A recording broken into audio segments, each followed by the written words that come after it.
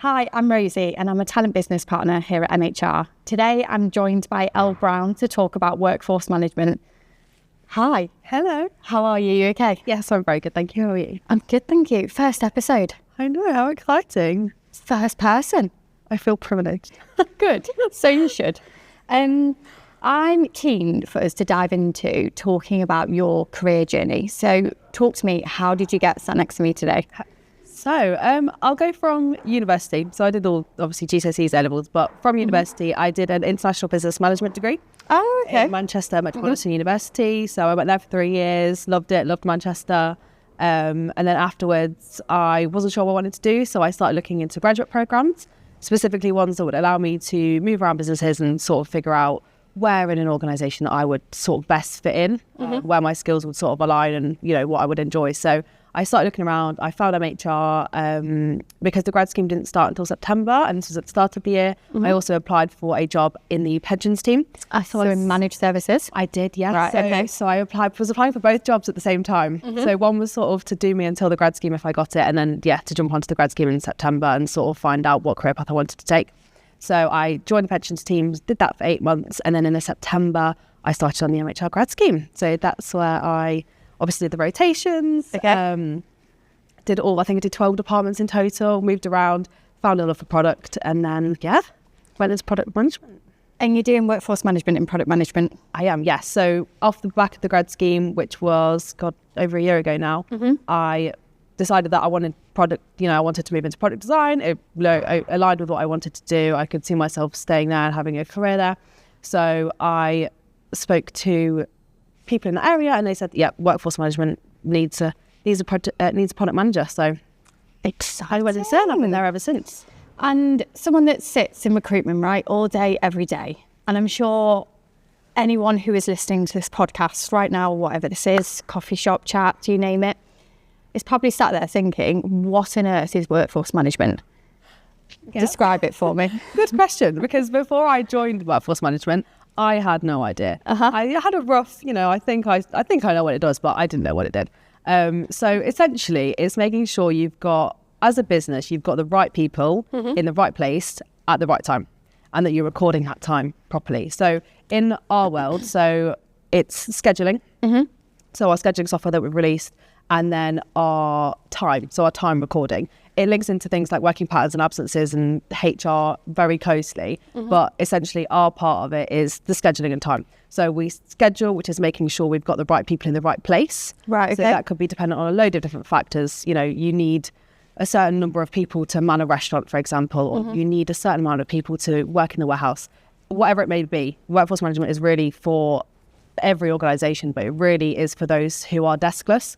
So for us, for example, we do use workforce management to some extent, but we don't necessarily need the scheduling side of things because we all work our standard hours. But a lot of organisations don't have desks. We've got all of our manufacturing, our NHS, everything like that, our healthcare, blue light, everything. Loads of people don't have desks and they don't have fixed working, so they need scheduling to know where they need to be. So we have that side of it. And then once you've got people scheduled to be in the right place at the right time, we need to make sure that we've recorded that time so that they get paid correctly for it.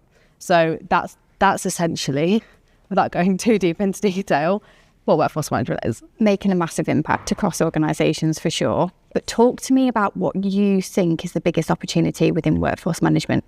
So for us here, MHR specifically, I think the biggest thing that we do really well is integrate with the rest of our platform. So obviously we are one single platform. We've got our workforce management, so we just integrate seamlessly with our HR and our payroll, which is just so important because all of our people are booking absences. That obviously feeds into scheduling. I need to know who's absent. I don't want to have to go to a separate system to see who's absent and then feed it into my Excel document or my scheduling software. We don't want the double input. It leaves room for errors. People make mistakes.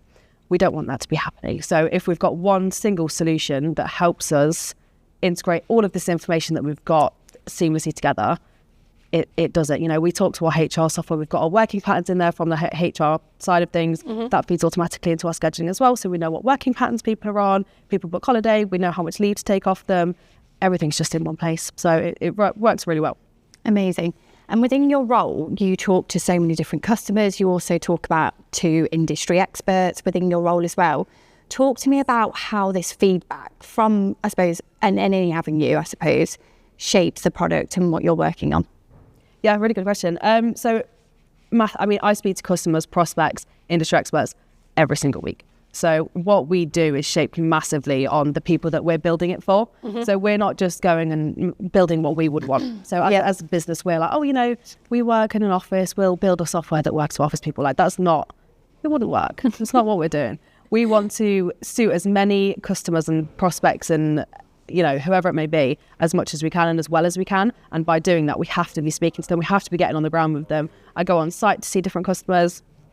I have multiple calls with them. So I've got a big spreadsheet about different industries' requirements. And I make sure whenever we're making decisions about features and what we're building, that we are taking into consideration all of this feedback. Industry experts, we speak to charities as well in terms of our accessibility. So we work very closely with RNIB, which is a blind charity. So that really helps with our accessibility. So they sort of review the software, let us know if anything could be improved accessibility-wise, and then we make sure it gets implemented. So we are always making sure that we are accessible to everybody. We want to be inclusive, we want it to be user-friendly, we want everyone to be able to go on their mobile phones and use the software straight off the bat. We don't want people to have to struggle or have to log into a desktop, because we know that, like I said, a lot of the people that we're catering for are deskless. Yes. So they won't have a computer. No. They just want everything available on mobile. It has to be accessible, has to be. So everything that we do, we take into consideration, customers' needs always at the front of what we're doing. And it really helps with explaining to the developers when I'm working with them on new features. If I've got real life scenarios, I can explain to them. I can say, I spoke to this customer last week, and they said that if we implemented this for this feature, that would really have an impact for them. So we all the time. You must find your role so rewarding, especially talking about the accessibility. Your face, it just lights up whenever you talk about it. Yeah. And my next question could relate into workforce management, or it could relate into, I suppose, you coming off the grad program and then going into product. Talk to me about what you found to be the biggest challenge within any of this. I think one of the biggest challenges is managing a lot of different varying requirements from different people. So like I said from the last question, having loads of different customers, it's amazing, but we have so much to consider because we have to take into consideration so many different industry requirements when we're building things. So that can be challenging. One big thing about workforce management is that on the surface, we want to be really straightforward, easy. We don't want people to know how complex it is. Under the surface, you won't believe how complex it is. So I think the challenge of balancing the complexity of workforce management with making sure that the end user doesn't see how complicated it is quite a big challenge. But it makes it fun, because I sound like such a loser, but it makes it really, it's like problem solving. It's it's really it's challenging, but it's rewarding. It's like the analogy of a swan, right? Yes. Swans. Yes. It's just swanning through life, right? Underneath it, paddling really quickly. Exactly. And I can imagine that's what it's like within product. Absolutely. Yeah. We have all different analogies for that. But that's one of them. It's a good one.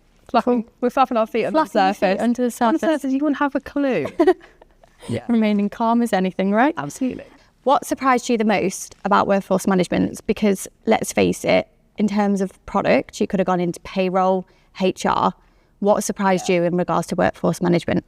So this, again, links quite closely with what I was saying previously, but I just think the complexity of it under the surface, I just think all that problem solving makes things more exciting to figure out. I think, we're doing stuff that really makes a difference to people, and we have a big focus on employee wellbeing and making sure that what we're doing is the best thing for our end users. So I think that sort of. And you've spoken a lot about this, and I keep on saying the buzzword, which definitely isn't a buzzword. It's about the impact. What do you think the biggest impact is going to be in regards to workforce management and the work that you deliver?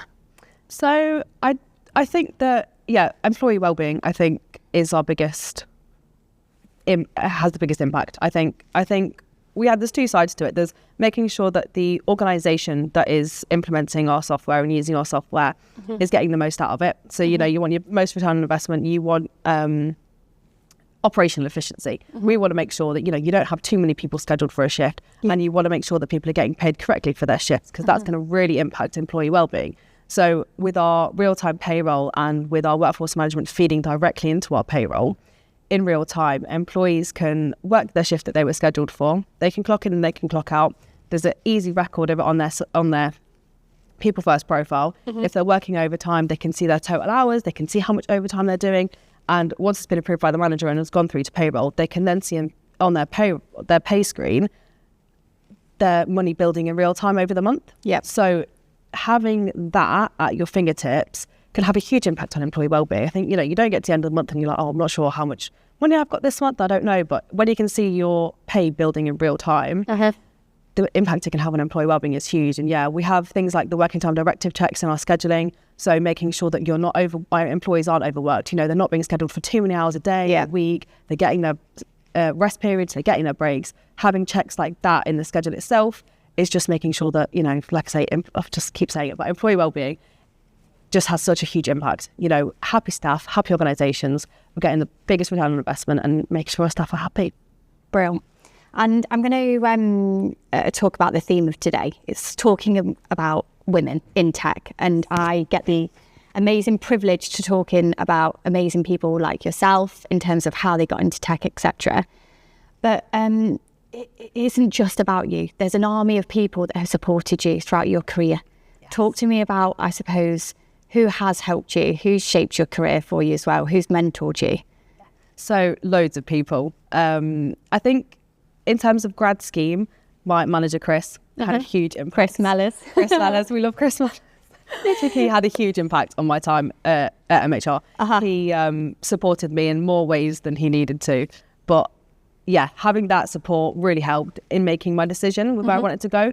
So I wasn't 100% on product from the moment I got here. You know, I was between different departments, and having those conversations with Chris really helped solidify that product was the best place for me. Ian Stewart was my mentor as well when I was on the grad scheme. So having him as a mentor and getting advice from him from a completely different perspective, because he's obviously chief marketing, having somebody like that to talk about product and where, you know, my skill set might be best based, things like that, again, it really helps. But then moving into product, Hazel, my manager, has had a huge impact. She is, you know, she's been at MHR for a long time. She's a fellow. She's been amazing. Her wealth of knowledge and her mentorship since I've been in the product design team has just been really helpful. I just don't know. I don't know what I would do without these people. And everybody's got an army behind them, right? In terms of how they shape careers and what an influence they play in terms of your role today. Exactly. One other thing on that is my development team as well. So, you know, I work with some amazing developers, UX designers, testers, everything. And obviously I'm just one small part of getting workforce management out of the door. Like, I'm a very small fish in a very big pond. Like, there's loads of us that put in a lot of time, effort to sort of get where we are. But yeah, so yeah, worth giving those a mention. Those a shout out. Yes. I love it. Absolutely. And talk to me about how important you feel the network is. Massively. I wouldn't be able to do anything that I do without the huge network of support that I've got here. It's massively rely on my team for everything. You know, nobody can be a one-man band. Not in software development. It wouldn't work. I can't be the tester, the developer. I don't know. They talk about APIs and webhooks and all these anagrams that keep on getting thrown out. Exactly. Baffles my little brain. Yeah, can't keep up. Yeah, it's really good it's amazing because they really inspire me, because they talk about the technical side of things, and I think I really would, I like, now that I do understand it a bit more than I did when I first joined, you just have massive respect for developers and people like that who you work with. But so only 1 in 5 women here in the UK work in the tech industry, which is mind-blowing. So what advice would you give to a woman who is considering working in the tech industry? Again, very good question. I think don't underestimate yourself. I think I'm very guilty of this, and I know a lot of women in my life are guilty of this. Underestimating yourself and not thinking that you're ready for something. So I'd say don't wait to be ready to make the jump into tech. You're probably a lot closer to it than you think you are, and you've probably got a lot of the skills that you need to work in the tech industry. You know, it doesn't all have to be technical. A lot of soft skills are very beneficial when working in this kind of space. You know, your problem solving, your communication, everything like that, you know, massively helps working in tech. So I would just take the jump. You're probably more ready than you think you are. And as a final question to wrap up this wee little chat, which has been amazing, by the way, so thank you for your time. How do you see women shaping the tech industry moving forward? I think women have a massive impact on shaping the tech industry. I think going forward, having more women representation, like I said, the stat you mentioned, I think having more women representation in the tech industry, it paves the way for younger generations to get into tech. I think having more inclusive teams, especially in the software space, having more inclusive teams, so having more women in your teams and developing the software behind the scenes, it just creates a better end product, because at the end of the day, we are building products for women to use as well. I think just having that representation at the point where you're developing the actual software just has a massive impact on the end product, and just make sure that, we're developing and releasing the best things that we can. It has been a pleasure talking to you today, and I am thrilled to have you on this coffee chat, showcasing your experiences and your journey with MHR. So thank you. No, thank you so much for having me. It's been nice. Okay, no problem.